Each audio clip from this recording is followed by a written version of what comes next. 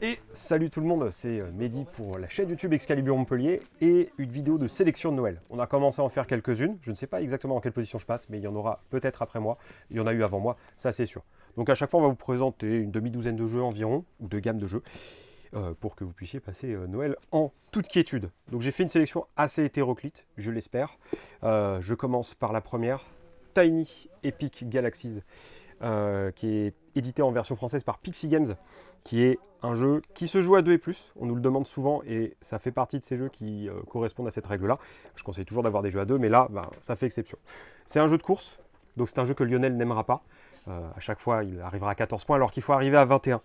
Coucou Lionel.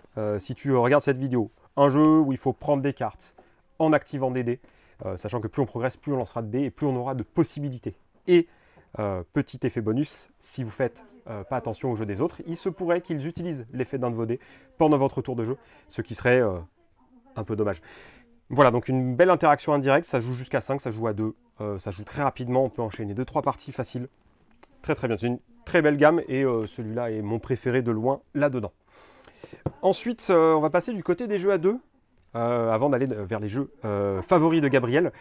On a Verona Twist qui est sorti chez Igari, qui est simplement superbe. Alors Igari, c'est Onitama, c'est RRR, c'est un jeu que vous avez pu voir il y a peu longtemps. Donc d'un côté, on a la nourrice qui doit protéger Roméo et Juliette, qui sont déguisés en deux des 6 personnages, des curés, des moines, des nobles, des chevaliers, et Capulet qui doit les retrouver avant la fin de la 7e manche, la nourrice devant tenir 7 manches.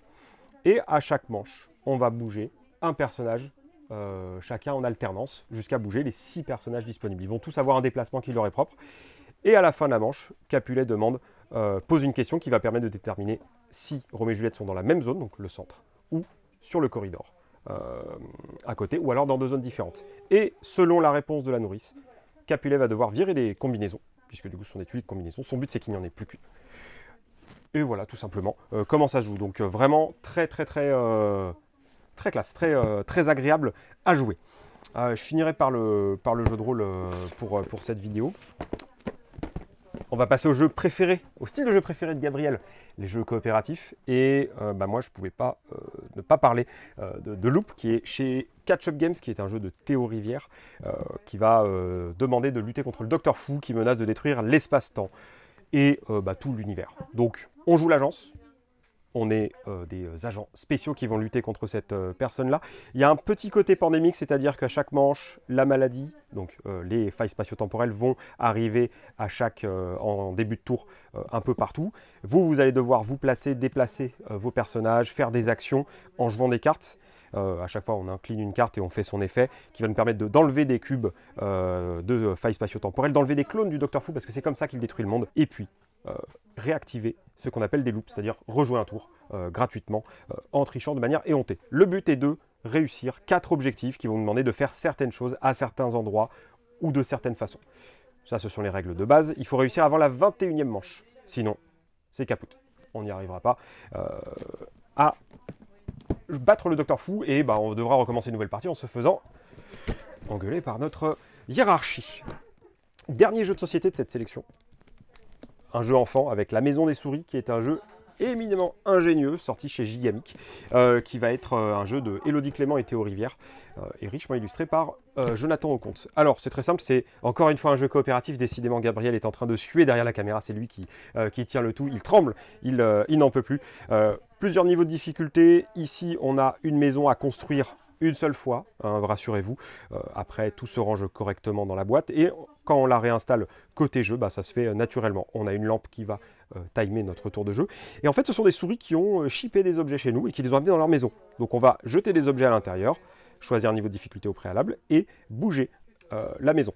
On a fait une vidéo, si vous voulez voir les règles complètes, qu'on met en fiche actuellement.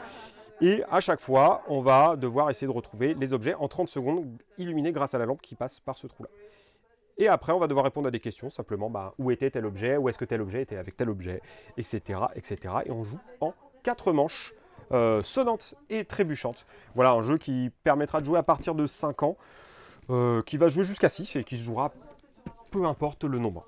L'avantage des jeux coopératifs, Gabriel.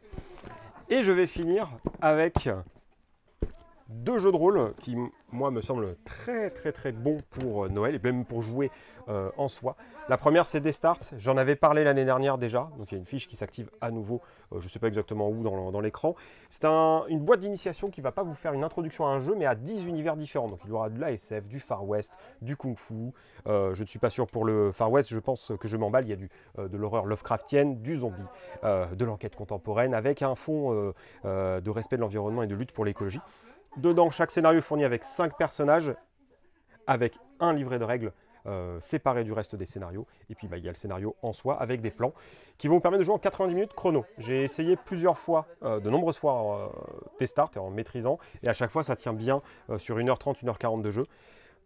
Voilà, si vous voulez faire découvrir le jeu de rôle à des gens, ou découvrir le jeu de rôle même si vous n'avez jamais maîtrisé, fait le rôle de maître de jeu, c'est ce que je trouve moi le plus pertinent actuellement sur le marché.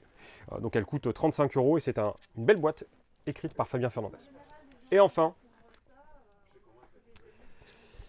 Ryutama, qui est un jeu de rôle, alors là des règles complètes, mais qui sont très bien pour commencer à maîtriser et à jouer également. Donc c'est un jeu médiéval fantastique, mais comme si c'était Miyazaki qui était à la réalisation.